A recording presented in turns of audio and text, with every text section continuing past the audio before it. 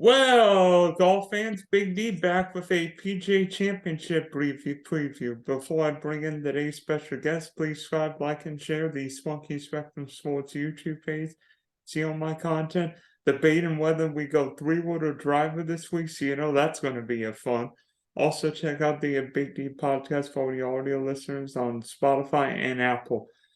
So joining us, the only guy who can debate Nottingham Forest, Chelsea, and who's going to be his one and done pick for this week's PGA Championship, Tom Jacobs. Tom, it's major time, boss. So you know what that means.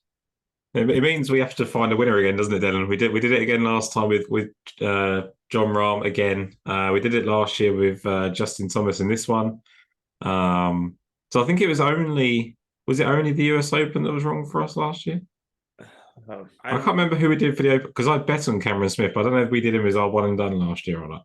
I think we got a pretty good record, haven't we, for this? I think you did. I think you did Xander, and I did Roselle Torres at St Andrews last year.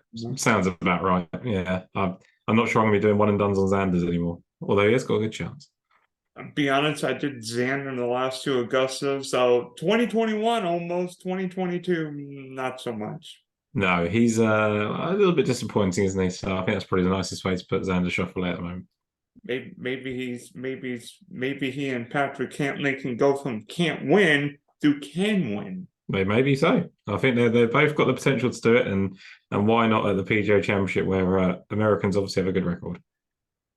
Oh, speaking of the PGA Championship, there seems to be an endless memory bank of moments. Do you have one in particular from PGA Championships in the past? I think potentially Jason Day winning his first major and so far only major. I think that was a big sort of coming of age thing for him. It seemed like a long time coming. Well deserved, playing his best golf at the time. That was big, but probably, if not that, Phil Mickelson, I guess, which is obviously not so well loved anymore. But that performance in 2021 at Kiawah Island was truly special, especially beating out Brooks Koepka, who never lost to that point in the PGA Championship. Well, apart from the year before, actually, at Harding Park, where maybe that was where the downfall started. Well, yeah, and that's when the bulky knees started, maybe. Yeah. I'm going in the Wayback Machine, 99. It's not necessarily for what Tiger did, but what Soldier did, because I'm amazed how he got that ball literally off the tree and somewhere near the green. I'm like, that is one of the craziest shots I've ever seen.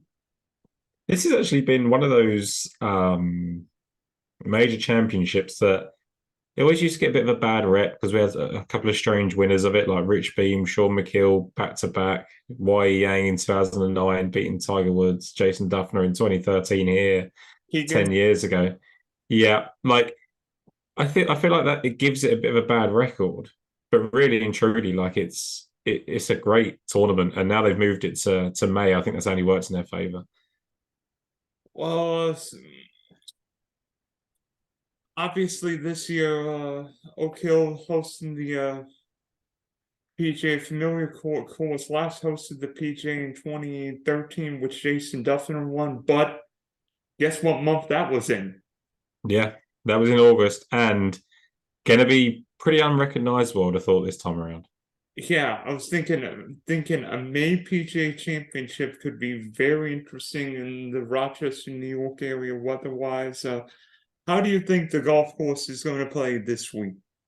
So I think everyone's probably read this by now, but they basically completely renovated it, removed all the trees. So it definitely plays into longer hitters' hands this time. I still think there will be a premium on accuracy. Like, I do think you need to be long and straight. I don't think you continuously be wild. And it's actually more important the angles that you go into these greens in, not so much whether you're in the rough or not, I don't think. But I guess having a good short game is going to be important this time around. Like, the bunkers are potentially going to be really hazardous, which is not always the case on PGA Tour events, Dylan. So I think that ultimately, pretty cliche, I think this will reward the best player, not necessarily one that can just hit it the longest, which we've seen in past majors. So I'm looking forward to it. I think it could be a really good test. I think the weather certainly will play a part. It's not going to go as far as it usually did in the PGA Championship, being in the Rochester area in May. But looking forward to it.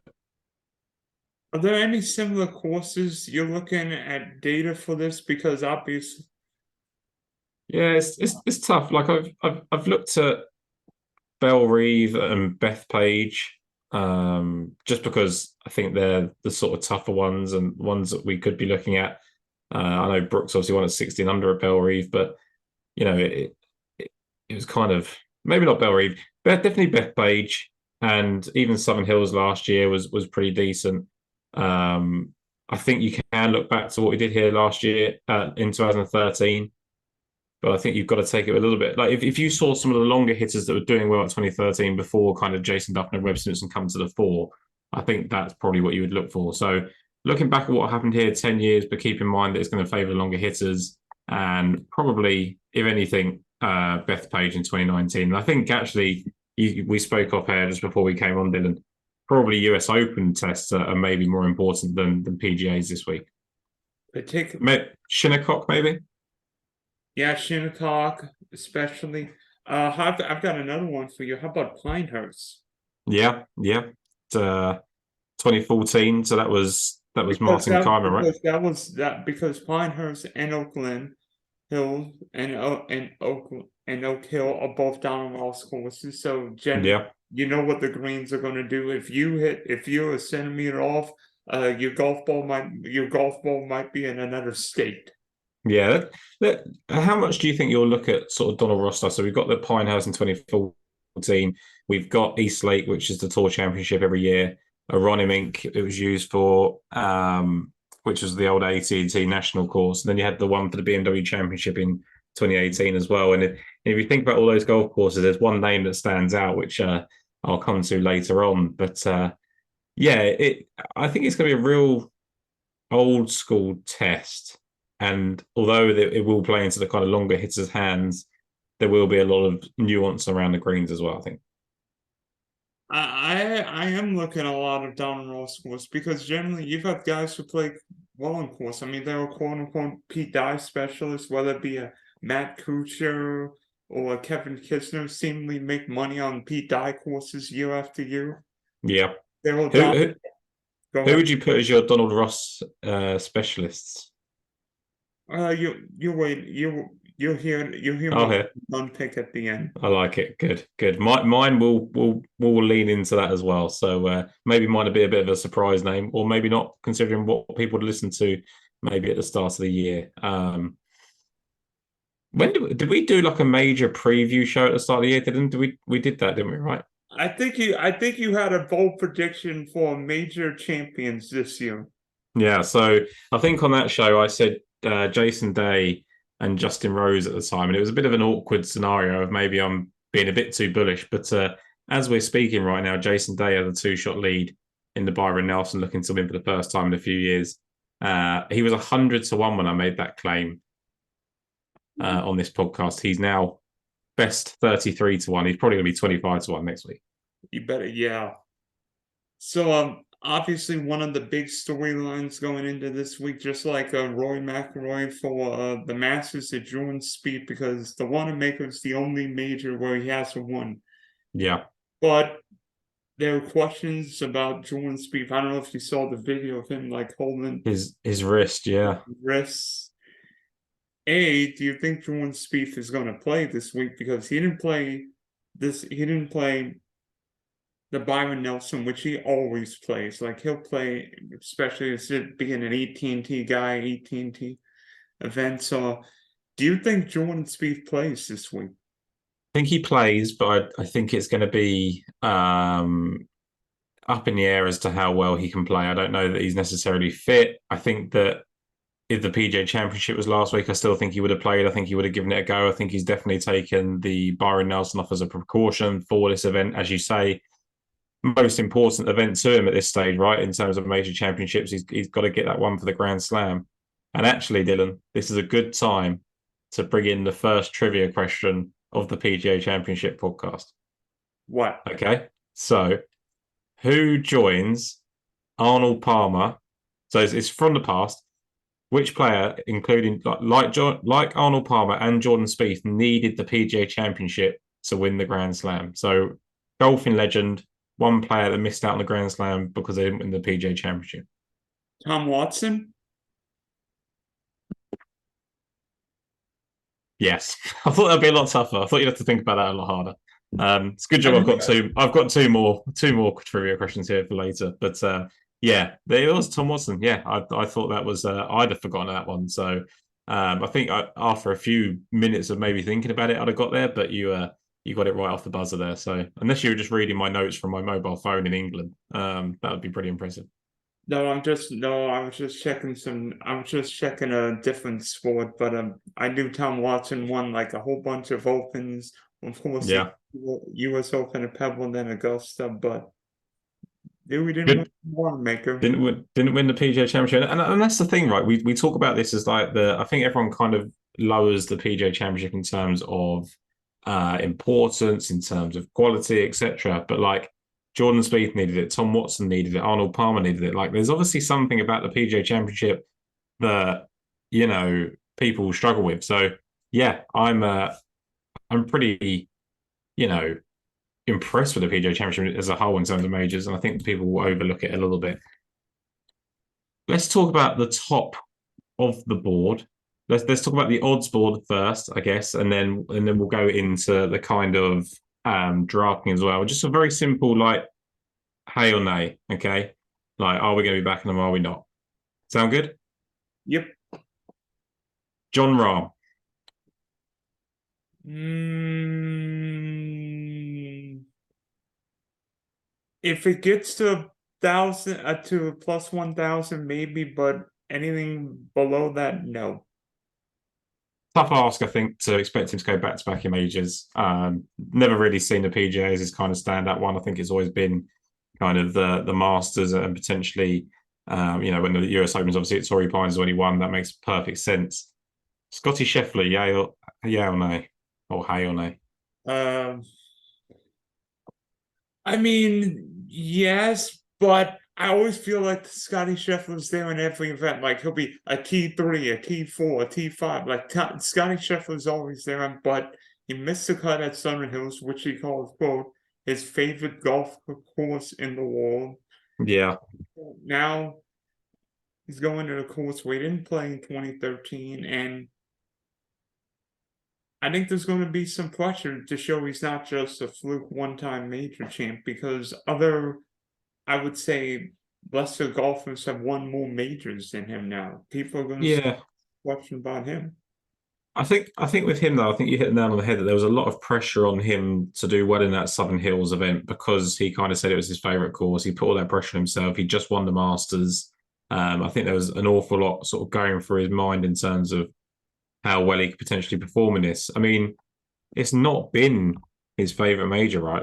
I think that's one of the things that I would say is it's one that really we haven't seen him truly, you know, he was good in 2020, 2021, fourth and eighth. Did he have a decent chance, I think, at Harding Park? But like, it's actually been the US Open where I felt he was going to win. It's been the Masters where I think he obviously has won. Maybe the PGA is not his one, but I think yes. I really like Scotty Scheffler. I think he's playing well again this week. I think he's got the most rounded game of anybody else. So for me, I think it's a yes for Scotty Scheffler right now. Roy, No, absolutely not.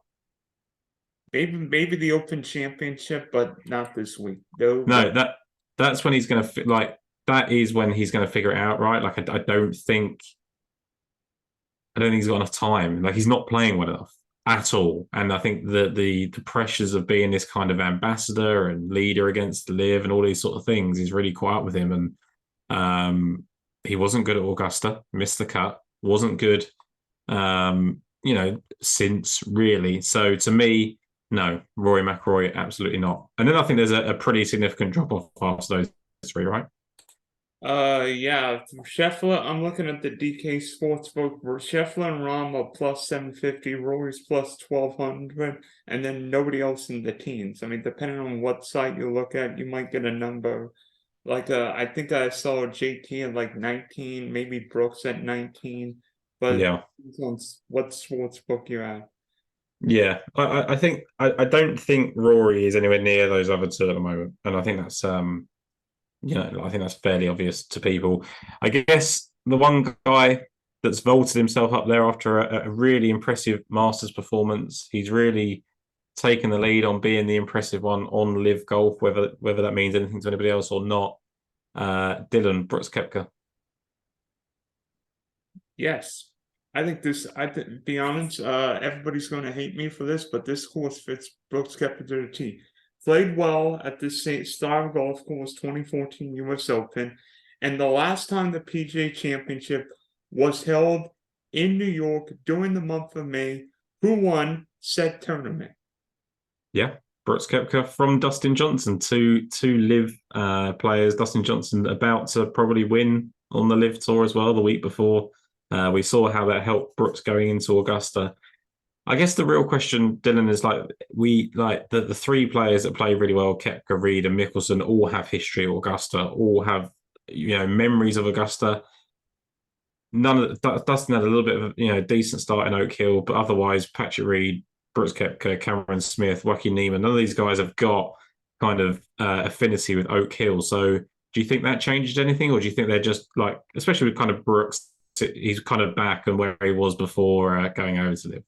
I think Brooks is healthy for once. For now, Yeah. last couple of years, Brooks hasn't been healthy, but that knee looks good, and he's ready to rumble. Yeah, I think we are back with where Brooks is. I think now that he's probably the odds that he should be, like the 20-1 is probably about right. So you're being asked to take not quite old Brooks Koepka prices because he would have probably been 14-1, but like I think you're being asked to take a little bit of a price on a guy that we still don't know just how good he is. Didn't perform particularly well in the final round at Augusta, but perfect golf course for him. And as you say, if he's healthy, he's always going to be a factor. So no negatives for me on Koepka. I'd be really interested now to see how Dustin Johnson does, given the apparent return to form at Live this week, and whether that can carry over into the major, because he's not been good in majors recently. It was okay. I think DJ was He was okay. good at St Andrews, wasn't he, Dustin? But like other than that, he's sucked. Okay, speaking of bets, what is your betting card looking like this week? So it's a funny one. So I've already got the 100-1 Jason Day from the start of the year, which I'm clinging on to. I keep returning back to that one as probably my favourite bet. It probably turns out he misses the cut, so I won't be backing him again at kind of 28 or 30-1. But I think the first one for me potentially, and I still haven't completely settled on this, but for now, I really like what Victor Hovland's done in these early majors, like the last couple of majors, St Andrews, Augusta. I think he's got the all round game, tee to green, approaches are brilliant. There's obviously a bit of suspicion about him around the greens, but if he can just pound the greens, hit plenty of greens in regulation, make some putts, I really think Victor Hovland can go well. And I think he's been really getting him. I mean, what was he? The final group of St Andrews, penultimate group at Augusta, last two majors. So now I think it's really time for him to step forward again on a tough layout. That would be the one concern, is that he's kind of, I guess, at his best when birdies can be made, and they might be at a premium this week. Plus, Victor Hovland can only win outside the U.S. Apparently so, yeah. So New York doesn't count. But like, I just trust him to go well. I think of the top group, I think Justin Thomas has got obvious concerns with his putting. I do like his tee to green and around the green game. Patrick Cantlay, as we mentioned earlier, doesn't seem to be winning. Xander Schauffele, same. Tony Finau, maybe we can level the same thing at him as a kind of small field hunter, a bit like Victor Hovland. So maybe one of those two guys are going to have their big performance that their games are alluding to, Finau or Hovland. Who else? So I've got that Jason Day. I think we should be looking very English this week, and I never ever look at the English players and think they're fair value. I always think, especially in the UK betting market, I think that we always overvalue them because we want one of them to win. But I think that Tyrrell Hatton, Tommy Fleetwood, and Justin Rose all at good value to win this week. Whether they can or not, I don't know. But when you think about Tyrrell Hatton and recent majors, PGA Championships, US Opens, he's been great. Tommy Fleetwood the same. Justin Rose has been pretty exceptional in PGA Championships throughout his career. We know he won that US Open in Marion, which is obviously in Philadelphia, right? Which is in the Northeast. So I think that's a bonus. Similar sort of test, high scoring. Donald Ross form, Dylan, Justin Rose lost in a playoff at the BMW Championship, won a Ronnemink, two-time runner-up at Tour Championship. So what do we need? Pinehurst, I think he was inside the top 10 as well. Martin Keimer won that year. So as much as he may have done his winning by now, when you look at his PGA Championship results over the years, 9th, 3rd, 4th, 9th, 8th, 13th, he's not finished outside the top 30 in his last 4 PGA Championships. So he was 5th after round 1 in 2018. 2019, he was top 10 going into the weekend. 2020, he was 2nd going into the weekend, finished 9th. 2021, he finished 8th. And then last year, 13th in the PGA Championship as well.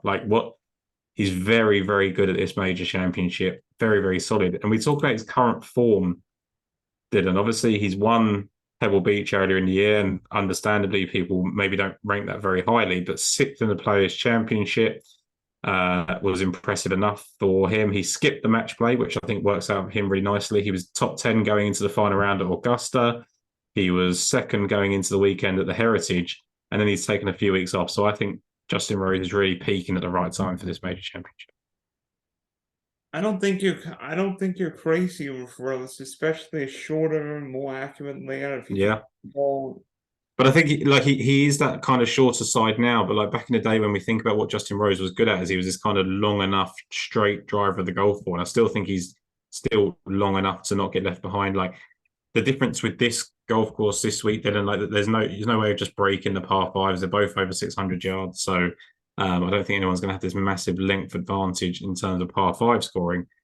$7,700 on DraftKings to make your lineups this week. I think that's a really useful thing to put Justin Rose in there. And then Tommy Fleetwood and Tyrrell Hatton are just in great form.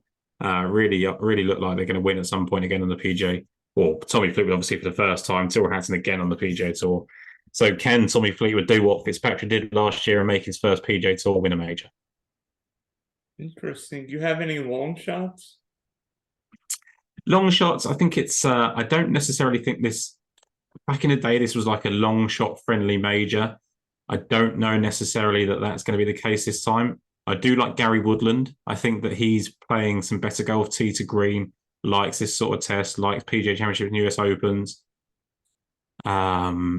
I think that Taylor Moore is interesting in terms of maybe like a top 10, top 20, Seamus Power, the same sort of thing. But I really do think it's going to go to someone either at the very, very top or in that kind of mid-range where all those English guys I just mentioned are.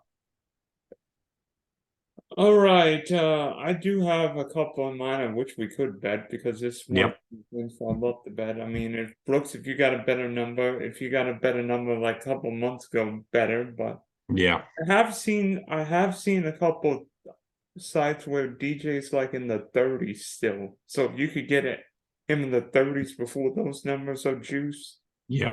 better.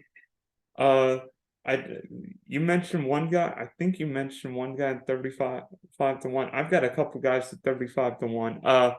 Cam Young, because everybody's wondering like, when is Cam Young going to win on the PGA Tour? Well, heck, he might be a major, and he is a New York guy. Yeah. Yeah, what was it that he said about the school that he didn't go to? Is that the joke in New York? Where is he? Where is he actually from? I don't know. But I feel like Cam Young is a guy who is better on a tough major course, and this is a tough major course. One PGA Championship start, 3rd place finish. It's not bad, is it? No. And then how about Matthew Fitzpatrick? Let's see. Wait a minute. He won the Heritage, right? Yep. Won the Heritage. Won the US Open last year. We think this is going to be a US Open test. And what did he do in the PGA Championship last year then? Trying to think what he did last year. I actually don't remember what Fitz at the PGA last year. Honestly, He was wait, he was in the final group, right?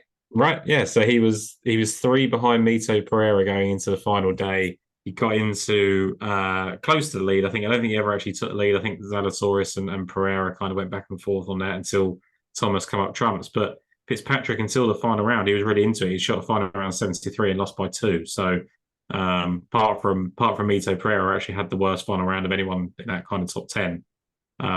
So yeah, obviously that gave him the confidence to go on and do the US Open. So why not come back and do this at the PGA? He's definitely someone that like I looked at after spilling all the beans on kind of Tommy, Tyrrell, and Justin. Like I feel like maybe I overlooked Fitz, but I'm going to be too heavy on English people at this rate. I'm going to have a whole full lineup of English players and Jason Day, and suddenly I'm going to be right at the bottom of the DraftKings pools.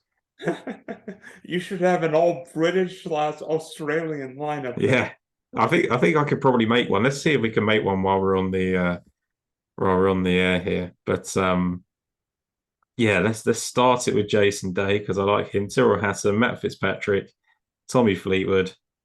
No, can't do it. That's too much. Unless you have Ryan Fox. Yeah, we could do. Let's see. What else could we have in here? So, oh no, we can do it. So if we go Jason Day, Matthew Fitzpatrick, Tommy Fleetwood, Tyrrell Hatton, Justin Rose, that leaves us 8,500 where we can have Shane Lowry, Sam Burns, Thigala, Tom Kim, Corey Connors, Joaquin Niemann, or we can go with the Australian theme again and go with Adam Scott, who's returned to form. So we could be propped up by Scott and Day with 4 Englishmen in between. just go really anti-America in the PGA Championship. I'm sure that'll work out well. Yeah, where America, I think, yeah, the US is basically They've won the last 7 in a row. Yeah, Jason Day in 2015 was the last non-American. He was the disruptor. Rory also twice in that span. So it's been Rory, and Jason Day, the only people to not be American to win since 2011. Okay, and I do have a long shot, and I'm happy to see him back in the majors. You mentioned Jason Day returning to form. How about Ricky Fowler? Yeah. How many times has Ricky Fowler been close to winning the PGA?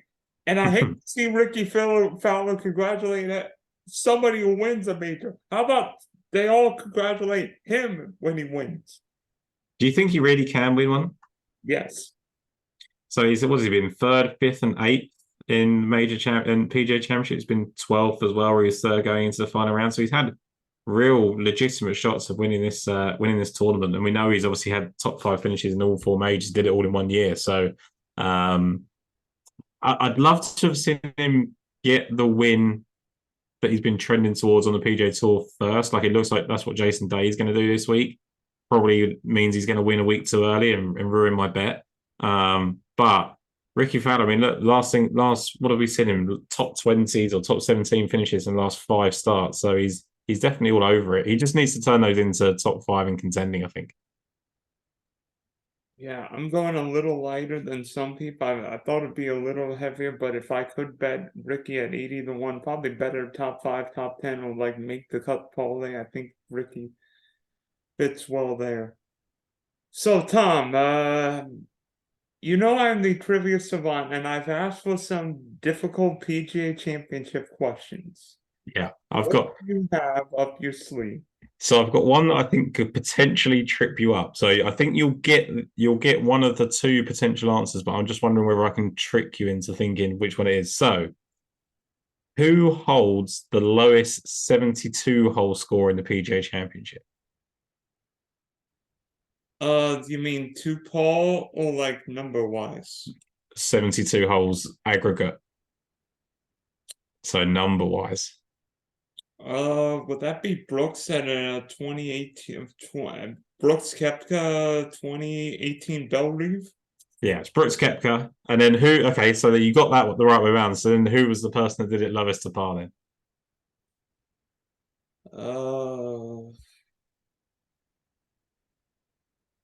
Jason Day? Jason Day at 20 under. So Brooks Koepka, the lowest aggregate. Why do you not get any of these wrong? It's quite frustrating. It's like I give you the answers beforehand. So this one, I don't know if you can get. If you get this one, I give up. I'm not doing these next time because you never get any of them wrong. Who is the only player to win and lose a playoff in the PGA Championship? So he's won one and lost one. How far back do I go? I'm not giving you any clues. You're too good at this. I'm not giving you any clues. It's a while back.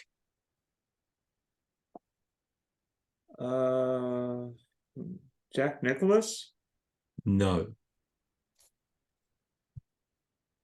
Around that sort of time, though, I think. Gary Player? Nope. It was 2 years after Jack Nicklaus's final PGA Championship was the one that he won. If that gives you anything. Crap, and I know who won 83, but it's 82 because Jack won in 80. No, sorry, no. So I did it after his fourth one, so it was in between his fourth and fifth one. Lee Trevino? No, it wouldn't have been Trevino. It was at Pebble Beach.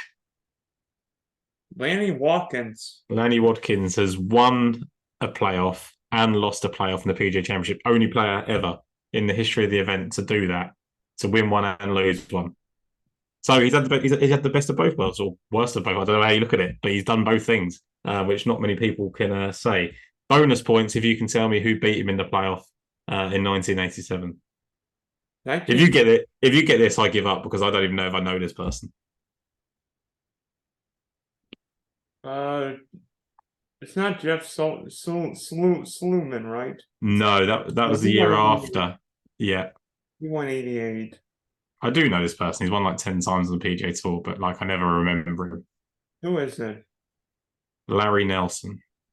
Oh yeah, Larry Nelson banged in a 60-footer against I think it Watson to win the 83 US Open at Oakmont. I can't keep up with you. So he's won the 83 US Open, he won the 81 PGA Championship and the 87 PGA Championship. And he was the person to beat Lanny Watkins in that thing. So he's won 3 major championships, and I don't really remember him at all. So there you go, Larry Nelson. I mean, to be fair, 6 years before I was born when he won his last one, so I don't feel too bad about myself. 5 years before me. Yeah, well, you're just smarter than I am, so that's just the way it is. Okay, Tom, who will be hoisting the Wanamaker Trophy on Sunday? So I'm going to go bold. I'm going to do it. I'm going to go with my convictions from the start of the year, and I'm going to say Justin Rose. I've already got the Jason Day ticket. He's going to win this week, which may make it harder to go back to back. So Justin Rose is going to be the bold take for the PGA Championship. I wanted it to be Victor Hovland, but his chipping scares me. So Justin Rose, great all-round game, great current form. I think he can compete at Oak Hill this week. I feel like I'm cheating because we can only use these guys for 4 weeks of the year now because they're on the other tour. But Brooks Koepka is going to win his third Wanamaker. You know, seemingly every year now, somebody wins a second PGA. Like JT won a second PGA last year. Phil Mickelson won a second PGA. Roy won a second PGA. Patrick Harrington won 2 PGAs. Phil won his second PGA in 2021 as well. You know what? Brooks Koepka is going to win his third PGA, and I feel like they've won a Bethpage, done well on Donald Wall's course in the past. It's Major Brooks, and we're all just living in his world right now. So 3 out of the last 4 PGA champions have been winning it for the second time. How about that? And you know what? I think Brooks might upset his own apple call this weekend. Yeah. I think he's. I think the more we talk about it, Dylan, I think you might have the smarter pick this week. I mean, definitely over Justin Rose. I mean, I don't think many people are going to be joining me on that one. But I think you're right there with Brooks Koepka. I like it. All right, Tom, thanks for hopping on. Happy Mother's Day to all moms out there. That's why I'm wearing Yes. today. So, Yeah, you again. You're always more thoughtful than me. You've prepared that one. I think I've got a little bit of pink here. You won't be able to see it on the camera because it looks white, but that's pink on that logo there. and hopefully all one and done picks go well this week. I think so. I'm sure they will, Dylan. Good luck.